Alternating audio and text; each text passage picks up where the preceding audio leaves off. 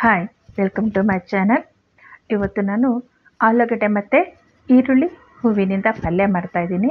ಅದು ಹೇಗೆ ಮಾಡೋದು ನೋಡೋಣ. ಮೊದಲು ಒಂದು ಬಾಣಲಿಗೆ 2 ಟೇಬಲ್ ಸ್ಪೂನಷ್ಟು ಎಣ್ಣೆ ಹಾಕಿದ್ದೀನಿ.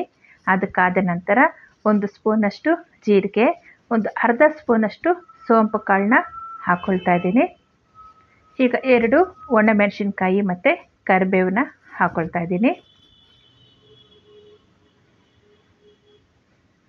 ನಂತರ ಸಣ್ಣದಾಗಿ ಕಟ್ ಮಾಡಿಕೊಂಡು ಒಂದು ಅರ್ಧದಷ್ಟು ಬೇಯಿಸಿಟ್ಕೊಂಡಿದ್ದಂಥ ಆಲೂಗಡ್ಡೆನ ಹಾಕ್ಕೊಳ್ತಾ ಇದ್ದೀನಿ. ಆಲೂಗಡ್ಡೆನ ಬೇಯಿಸದೆ ಹಾಗೆ ಕಟ್ ಮಾಡಿ ಎಣ್ಣೆನಲ್ಲೂ ಚೆನ್ನಾಗಿ ಫ್ರೈ ಮಾಡ್ಕೊಳ್ಬೋದು. ನಾನು ಅರ್ಧ ಬೇಯಿಸಿ ಆಮೇಲೆ ನಾನು ಫ್ರೈ ಮಾಡ್ಕೊಳ್ತಾ ಇದ್ದೀನಿ. ಅರ್ಧ ಬೇಯಿಸಿಟ್ರೆ ಸ್ವಲ್ಪ ಬೇಗನೆ ಫ್ರೈ ಆಗುತ್ತೆ, ಅದಕ್ಕೋಸ್ಕರ ನಾನು ಅರ್ಧ ಬೇಯಿಸ್ಕೊಂಡು ಆಮೇಲೆ ಫ್ರೈ ಮಾಡ್ಕೊಳ್ತಾ ಇದ್ದೀನಿ. ಈಗ ಸಣ್ಣದಾಗಿ ಕಟ್ ಮಾಡಿ ಇಟ್ಕೊಂಡಿದ್ದಂಥ ಈರುಳ್ಳಿ ಹೂನ ಹಾಕ್ಕೊಳ್ತಾ ಇದ್ದೀನಿ. ನಾನು ಕಟ್ ಮಾಡಿದ್ರಲ್ಲಿ 3/4 ಭಾಗ ಫಸ್ಟ್ ಹಾಕ್ಕೊಳ್ತಾ ಇದ್ದೀನಿ. ಇನ್ನು 1/4 ಭಾಗದಷ್ಟು ತೆಗೆದಿಟ್ಕೊಳ್ತಾ ಇದ್ದೀನಿ, ಅದನ್ನು ಕೊನೆಯಲ್ಲಿ ಹಾಕ್ಕೊಳ್ಳೋಕ್ಕೆ. ಈರುಳ್ಳಿ ಹೂನ ಹಾಕ್ಕೊಂಡ್ಮೇಲೆ ಒಂದು 4ರಿಂದ 5 ನಿಮಿಷ ಚೆನ್ನಾಗಿ ಅದನ್ನು ಬಾಡಿಸ್ಕೊಳ್ಬೇಕು.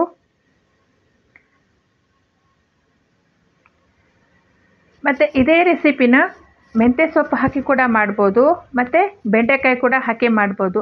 ಬೆಂಡೆಕಾಯಿ ಆಲೂಗಡ್ಡೆ ಆಗಿರ್ಬೋದು, ಅಥವಾ ಮೆಂತ್ಯ ಸೊಪ್ಪು ಮತ್ತು ಆಲೂಗಡ್ಡೆನ ಹಾಕಿ ಕೂಡ ಮಾಡ್ಬೋದು, ತುಂಬಾ ಚೆನ್ನಾಗಿರುತ್ತೆ.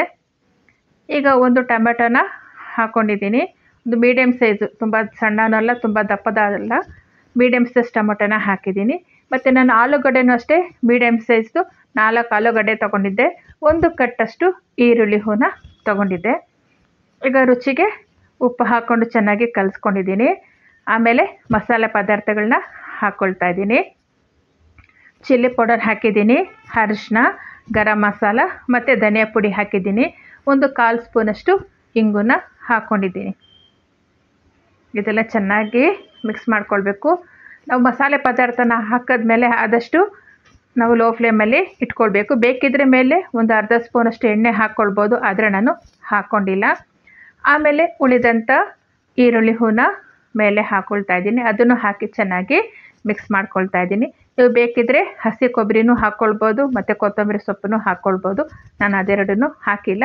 ಇಷ್ಟಪಡೋರು ಶುಂಠಿ ಬೆಳ್ಳುಳ್ಳಿ ಪೇಸ್ಟ್ ಕೂಡ ಹಾಕ್ಕೊಳ್ಬೋದು ಒಗ್ಗರಣೆ ಟೈಮಲ್ಲಿ, ಮತ್ತು ಈರುಳ್ಳಿನೂ ಹಾಕ್ಕೊಳ್ಬೋದು. ನಾನು ಅದ್ಯಾವುದು ಹಾಕಿಲ್ಲ. ಮತ್ತು ಈ ರೆಸಿಪಿ ಅನ್ನದ ಜೊತೆ ತುಂಬಾ ಚೆನ್ನಾಗಿರುತ್ತೆ. ಚಪಾತಿ, ಪೂರಿಗೆ ಮತ್ತು ರೊಟ್ಟಿಗೂ ತುಂಬಾ ಚೆನ್ನಾಗಿರುತ್ತೆ. ಖಂಡಿತ ಒಂದ್ಸಲಿ ಟ್ರೈ ಮಾಡಿ. ಇವತ್ತಿನ ವಿಡಿಯೋ ನಿಮಗೆಲ್ಲ ಇಷ್ಟ ಆಗಿದೆ ಅಂತ ಅಂದ್ಕೊಳ್ತೀನಿ. ಯಾರಿನ್ನೂ ನನ್ನ ಚಾನಲ್ಗೆ ಸಬ್ಸ್ಕ್ರೈಬ್ ಮಾಡಿಲ್ಲ, ಪ್ಲೀಸ್ ಸಬ್ಸ್ಕ್ರೈಬ್ ಮಾಡಿ, ಲೈಕ್ ಮಾಡಿ ಮತ್ತು ನಿಮ್ಮ ಫ್ರೆಂಡ್ಸ್ಗೂ ಶೇರ್ ಮಾಡಿ. Thank you.